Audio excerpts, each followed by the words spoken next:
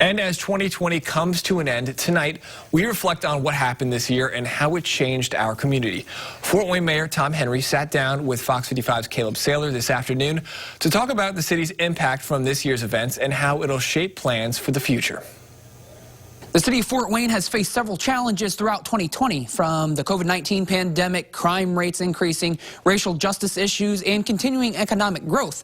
While the city had hopes to get more done this year, what did happen will change the city moving forward. Smoking, diabetes, obesity, and infant mortality. Improving public health. This was Mayor Tom Henry's top priority for 2020, but COVID-19 had other plans. And I was in the process of meeting with some of the organizations in town and putting together some individuals to address it. And as you said, in March, when the COVID-19 situation hit our community, a lot of that stuff was put on the back burner. The virus has impacted many parts of society. Anxiety and stress rose because people losing their jobs, losing their homes, turning to drugs and alcohol to cope. But years of work came to fruition in 2020, with several addiction recovery centers opening and social services kicking into high gear. The social service community began to get aware of that too, so began to put resources to address that. Drug abuse, the same thing. An early summer protest over the death of George Floyd broke out across the country and right here in Fort Wayne.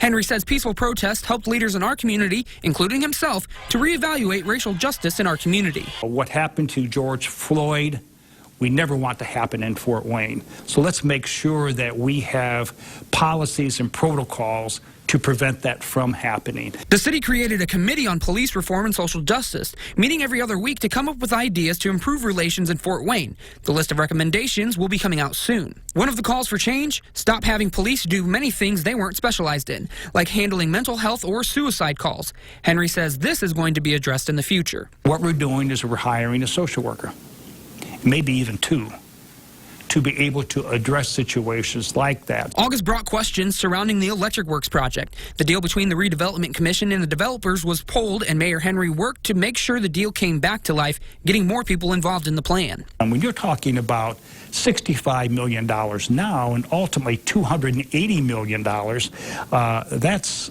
a lot of money. That's real money. And I think the Redevelopment Commission and I both felt that we need to take that extra step to try to protect our citizens.